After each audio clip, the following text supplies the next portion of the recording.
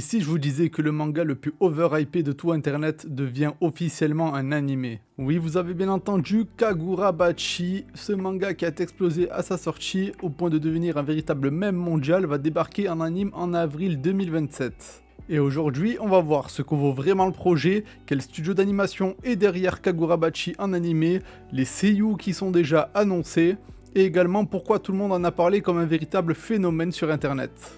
Avant même de parler de l'anime, il faut comprendre un truc. Kagurabachi, ce n'est pas un manga comme les autres. Le manga de Takeru Okazono, publié dans le célèbre magazine Weekly Shonen Jump, a commencé en 2023 et a littéralement explosé dès le premier chapitre. Mais pas de manière si classique. Internet s'est emballé, les fans ont commencé à en faire des mèmes, et certains disaient que c'était le nouveau du Big Tree. Résultat, quasiment 1 million de lectures sur le premier mois avec la sortie du chapitre 1, une popularité boostée par les réseaux sociaux, et 4 millions d'exemplaires vendus en à peine quelques années. C'est un cas rare où un manga devient viral avant même de prouver sa qualité sur la durée. Alors en bref, de quoi ça va parler ce Kagurabachi? Depuis son plus jeune âge, Shihiro Rokuhira aspire à devenir forgeron de sabre. Chaque jour, il s'entraîne aux côtés de son père, Kunishige, un artisan reconnu pour la qualité de son travail.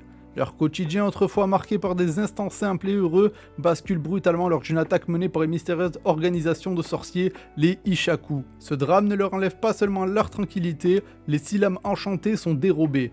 Dotés d'un pouvoir immense, ces sabres sont capables d'influencer le destin même du pays. Avec leur disparition, c'est aussi la vie paisible et chaleureuse qu'ils partageaient qui s'effondre. Shihiro s'empare d'Enten, la 7ème lame enchantée laissée par son père, et s'engage sur un chemin de vengeance où le sang devient le prix à payer. On est alors sur un mélange de dark fantasy, d'action et d'ambiance un peu dans le style de Jujutsu Kaisen et Demon Slayer. Et c'est désormais officiel, Kagurabachi aura droit à son adaptation animée prévue pour avril 2027. L'annonce est utilisée depuis plusieurs mois avec une campagne marketing massive au Japon avec de grands panneaux publicitaires, un compte à rebours diffusé sur les réseaux sociaux, autant dire que la Shueisha croit de ouf au projet et que les attentes sont énormes. Parlons maintenant du studio d'animation derrière le projet Kagurabachi, et ce sera le studio Sci-Peak. A titre d'exemple, le studio a déjà travaillé sur Uma Masume, Brave Bank Bavern ou encore The Summer Hirakudai. Alors certes, ce n'est pas un studio reconnu encore comme Mappa ou Ufotable, mais justement, est-ce que ce n'est pas l'occasion pour eux de faire leur preuve auprès du grand public, et ils vont mettre vraiment les moyens, je pense, et toute leur énergie dans le projet pour se faire exploser à l'international. On sait aussi que la réalisation sera assurée par Tetsuya Takeuchi, vétéran de l'animation qui a bossé notamment sur le combat Gaara contre Rock Lee ou encore Shozo contre Yuji. Et il sera accompagné de Keigo Sasaki en tant que character designer, connu notamment pour les chara-designs de Blue Exorcist ou Seven Deadly Sins saison 1 et 2. Donc côté staff, c'est déjà plutôt solide. Passons maintenant au seiyuu. Pour le moment, au niveau du casting vocal, seule la voix de Shihiro, le personnage principal, a été annoncée. Il sera interprété par Tai Kimura, dont je vous passe quelques extraits tout de suite.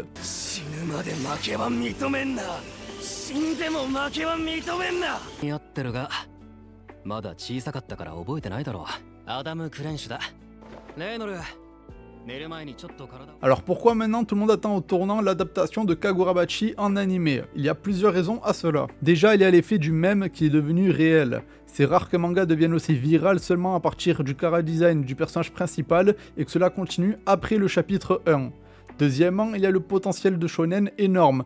Il y a des combats stylés, un univers sombre, des armes mystiques avec des pouvoirs uniques. Ce sont des bases plutôt solides et appréciées pour un shonen nouvelle génération, comme le démontre le succès de Demon Slayer ou encore Jujutsu Kaisen. Maintenant, la grande question, est-ce que ça va marcher? Parce que Kagurabachi, ça a reposé sur deux choses, sa hype et son buzz sur internet. Mais un anime, ça demande plusieurs choses, une adaptation solide, un bon rythme, une vraie direction artistique, et surtout une histoire minimum potable, s'il vous plaît. J'ai envie de me plonger dans son univers, j'ai envie déjà de kiffer, donc j'espère de pas être déçu et tomber sur un énième manga rempli de clichés. Je n'ai de toute façon lu que le premier chapitre, donc je serai comme vous tous en train de découvrir l'anime, je vais pas me spoil, je vais pas aller lire la suite, et ce sera une très bonne découverte comme ça. Si le studio réussit, ça peut devenir une nouvelle référence en tant que shonen nouvelle génération, mais si l'adaptation est moyenne, la hype peut très vite retomber et finir un peu comme l'anime Sakamoto Day ou encore Keiju No. 8. Pour conclure, Kagurabachi c'est un peu un cas unique. Un manga qui a buzzé, qui est devenu viral avant même sa sortie, et maintenant qui devient un anime officiel pour avril 2027. Une chose est sûre, tout le monde va regarder par curiosité le premier épisode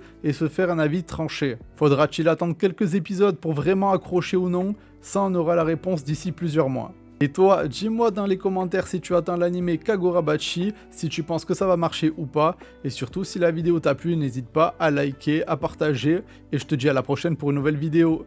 Ciao!